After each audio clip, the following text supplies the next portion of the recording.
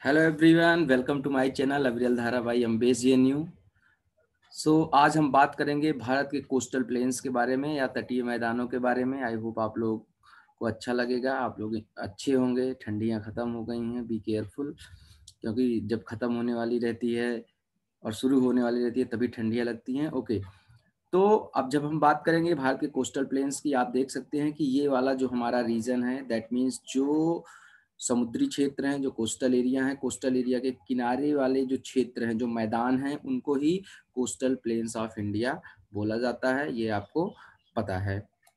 अब जो ये कोस्टल प्लेन है, कोस्टल प्लेन्स भारत के ईस्टर्न साइड में भी हैं, इस साइड में भी आप देख सकते हैं, और भारत के वेस्टर्न साइड में भी है, यहाँ पे भी आप देख सकते हैं। सो ईस्टर्न साइड में जो है उनको ईस्टर्न कोस्टल प्लेन बोला जाता है, और जो वेस्टर्न साइड में है उनको वेस्टर्न कोस्टल प्लेन कहा जाता है। हिंदी में हम कहें तो पूर्वी तटीय मैदान जो पूर्व में है, पश्चिमी तटीय मैदान जो आपके पश्चिम में है। अब अगर आप देखें कि ये जो मैदान है इनका निर्माण कैसे हुआ है, तो दो चीजों का रोल है इसके निर्माण में। पहली चीज तो जो हमारी बहुत सारी नदियां निकलती हैं, the rivers that are originating, तो नदियों के कारण से इनका निर्माण हुआ है सबसे पहली चीज तो। और दूसरा जो है, जो कोस्टल सेडिमेंट्स होते हैं जो कि ओशनिक वेव्स लेकर के आती हैं, उनके द्वारा ला करके सेडिमेंट का डिपोजिशन हुआ है इस क्षेत्र में, तटीय क्षेत्र में। तो इन दो प्रभावों से इनकी उत्पत्ति हुई है। अब उसके बाद हम बात करते हैं कि ये जो प्लेन्स हैं ये फैले कैसे हुए हैं। तो आप यहाँ पर देख सकते हैं कि ये रीजन है, ये माउंटेन्स हैं, इधर दोनों साइड में है। इधर साइड के माउंटेन्स को वेस्टर्न घाट माउंटेन्स बोला जाता है, पश्चिमी घाट के पर्वत। इधर ये आप देख सकते हैं ब्राउन कलर की ये लाइंस, जहां मैं अभी येलो कर रहा हूँ, ये आपकी ईस्टर्न घाट माउंटेन्स हैं। तो इसके आप ये सकते हैं ईस्टर्न घाट माउंटेन्स के ईस्टर्न साइड में, और वेस्टर्न घाट जो आपके माउंटेन है इसके वेस्टर्न साइड में समुद्र के किनारे जो फैले हुए एरियाज हैं, उन्हीं को ही कोस्टल प्लेन्स कहा गया है। अब ये कोस्टल प्लेन्स एक्सटेंड होते हैं कहाँ से? ये कोस्टल प्लेन्स आपका ये जो रीजन है, जो एक कच्छ प्लेन है, कच्छ प्लेन से लेकर के यहाँ कन्याकुमारी है, इसके बीच में वेस्टर्न साइड में, that means western coastal plains are extended between Kutch plain से एंड कन्याकुमारी। जबकि ईस्टर्न कोस्टल प्लेन्स आपके यहाँ पर जो है वो सुवर्णरेखा रिवर है, सुवर्णरेखा रिवर से लेकर के कन्याकुमारी तक ईस्टर्न साइड में एक्सटेंडेड हैं। ये आपके जो ईस्टर्न कोस्टल प्लेन्स हैं आप देख सकते हैं, ये थोड़ा सा वाइडर हैं, यू कैन सी हियर, ये थोड़ा चौड़े हैं। और जो आपके वेस्टर्न कोस्टल प्लेन्स हैं ये थोड़ा नैरो हैं। तो ये एक बहुत बड़ा डिफरेंस है इसके बीच में, तो इस पॉइंट को याद रखिएगा। अब देखते हैं कि ये जो कोस्ट हैं या ये जो प्लेन्स हैं, इनका डिवीजन किस तरीके से है। तो अब आप यहाँ पर देख सकते हैं आराम से, इस वाले दूसरे वाले बगल वाले मैप पे आप आइए, आपको आराम से समझने में आसानी होगी यहाँ पर। अब अगर आप इसको देखें तो आप पाएंगे कि जो ये कच्छ वाला रीजन है, गल्फ ऑफ कच्छ वाला रीजन है, यहाँ पर इसको बोला जाता है कच्छ प्लेन। इसके आसपास के रीजन को, ये गल्फ ऑफ कच्छ है आपकी, और यहाँ पर इसको बोला जाता है कच्छ प्लेन। ये बोला जाता है कच्छ प्लेन के बारे में कि कच्छ प्लेन जो है वो एक्चुअली अपलिफ्टेड पार्ट है। मतलब कि आपने अल्लाहबंद रीजन के बारे में सुना होगा, अपलिफ्टेड। अल्लाहबंद रीजन क्या था? ये समुद्र के अंदर से कुछ जमीन थी जो क्या हो गई थी, ऊपर आ गई थी। तो ये अपलिफ्टेड प्लेन बोला जाता है, कच्छ प्लेन इस रीजन को बोला जाता है। कच्छ प्लेन के नीचे ही आपका कठियावाड़ या सौराष्ट्र प्लेन है। तो आप यहाँ देख सकते हैं सौराष्ट्र प्लेन यहाँ पर है इस रीजन में। सौराष्ट्र के बगल में ही आप यहाँ पर देख सकते हैं ये जो रीजन है इसको बोला जाता है गुजरात प्लेन। मतलब गुजरात का जो मैदानी भाग है वो गुजरात प्लेन है या गुजरात के मैदान है। ये कहा जाता है कि इधर साइड के वेस्टर्न जो कोस्टल प्लेन्स हैं वहाँ के सबसे चौड़े मैदान हैं। इनकी जो चौड़ाई है, विड्थ है, वो 80 से लेकर के 85 किलोमीटर्स के बीच में है। So these are the widest plain. ये आप देख सकते हैं यहाँ से नर्मदा, तापी जैसी नदियाँ आती हैं। नर्मदा और तापी, माही, इन सारी नदियों के कारण से इस प्लेन का फॉर्मेशन हुआ है। मेजर रोल इन रिवर्स ने प्ले किया है। उसके बाद आप देखेंगे यहाँ पर आ जाता है मुंबई। तो मुंबई से लेकर के आपका लगभग जो है वो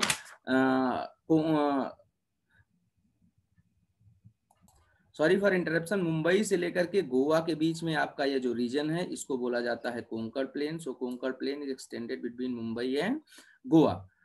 और उसके बाद गोवा से लेकर के आपका जो मैंगलोर है कर्नाटक में है, गोवा से मैंगलोर तक का आपका ये जो रीजन है इसको बोला जाता है कन्नड़ प्लेन। तो इस पॉइंट को याद रखिएगा। कोंकण मुंबई से गोवा, कन्नड़ आपका इधर गोवा से लेकर के मैंगलोर तक है, और मैंगलोर से लेकर के कन्याकुमारी तक इस रीजन को बोला जाता है मालाबार प्लेन। तो मालाबार प्लेन जो है वो आपका एक्सटेंडेड है कहाँ पर, Malabar plain is extended in Kerala. तो केरला का जो कोस्टल रीजन है वो मालाबार प्लेन है। कन्नड़ आपका जो है कन्नड़ प्लेन ये कर्नाटका के कोस्टल रीजन है मुख्य रूप से, और कोंकण प्लेन आपके ये महाराष्ट्र के जो प्लेन रीजन है मैदानी क्षेत्र है उनको बोला जाता है। तो कोंकण, कन्नड़ और मालाबार प्लेन ये आपके हो गए वेस्टर्न घाट्स। कच्छ से शुरू होते हैं, Kutch, Kathiawar, Gujarat plain, Konkan plain, Kannada plain और मालाबार प्लेन। इसको नॉर्थ टू साउथ भी अरेंज करने के लिए में भी कभी कभी पूछ सकते हैं, तो इस चीज को आप हमेशा ही याद रखिएगा।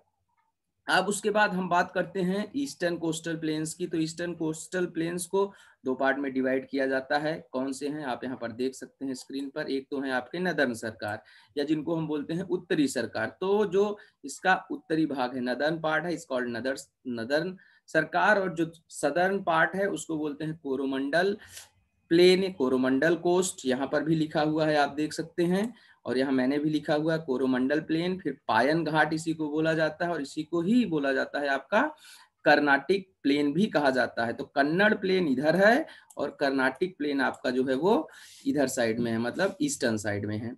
अब आप देखिए कि यहाँ से कन्याकुमारी से लेकर के ये जो कृष्णा गोदावरी डेल्टा तक है, कन्याकुमारी से कृष्णा गोदावरी डेल्टा तक, इस एरिया को बोला जाता है कोरोमंडल प्लेन, पायन घाट या कर्नाटिक प्लेन।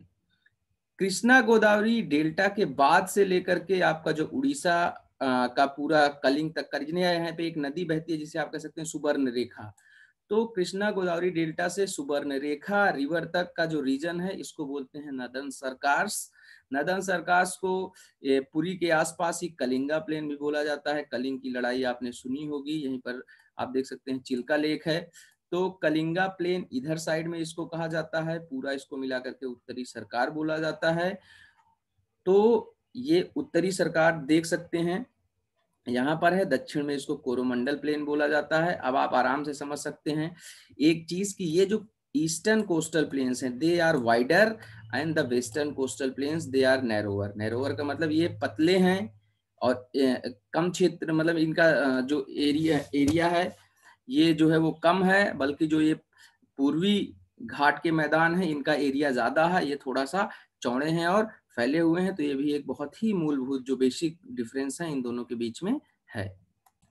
अब आप देख सकते हैं यहाँ पर मैप में ही कि इनकी जो ऊंचाई है वो 300 से लगभग 600 मीटर के बीच में है, बहुत ज़्यादा ऊंचे नहीं है, कहीं कहीं पर तो 300 से भी कम है इन सारे मैदानों की। कुछ इंपॉर्टेंट चीज़ें जो और मुझे लगता है आपको बतानी चाहिए, जैसे यहाँ पर जो आपका ये कन्नड़ प्लेन है इसके सॉरी जो कोंकण प्लेन है, कोंकण प्लेन में रोहा से लेकर के मैंगलोर के बीच में यहाँ पर ही जो है वो एक रेलवे लाइन है, बहुत ही इंपॉर्टेंट है, जिसे कोंकण रेलवे लाइन कहा जाता है। लगभग 760 किलोमीटर जो है वो लंबी है।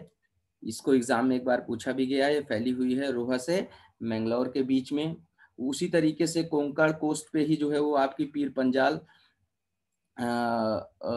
कार्बुडे टनल है, क्षमा चाहूंगा, कार्बुडे टनल है। कार्बुडे टनल जो है वो इम्पोर्टेंट है, कार्बुडे टनल के बारे में पढ़िएगा। प्लस आपका ये जो मालाबार वाला कोस्टल रीजन है यहाँ पर थोरियम डिपॉजिट्स मिले हैं, तो ये भी इम्पोर्टेंट है। केरला की जो कोस्टल सैंड है जिसे मालाबार सैंड बोलते हैं, वहाँ पर थोरियम के डिपॉजिट मिले हैं, मोनाजाइट और मिले हैं। तो ये कुछ इंपॉर्टेंट चीज़ें थी, बाकी और भी बहुत सारी चीज़ों के साथ नेक्स्ट वीडियो में मिलते हैं। थैंक यू फॉर वॉचिंग अविरल धारा। और हाँ, मेरे चैनल को जो है वो सब्सक्राइब कीजिए, और मेरे वीडियोस इंफॉर्मेटिव लगते हैं तो इनको जो है वो और लोगों तक पहुंचाइए। Thank you very much for being with Aviral Dhara today.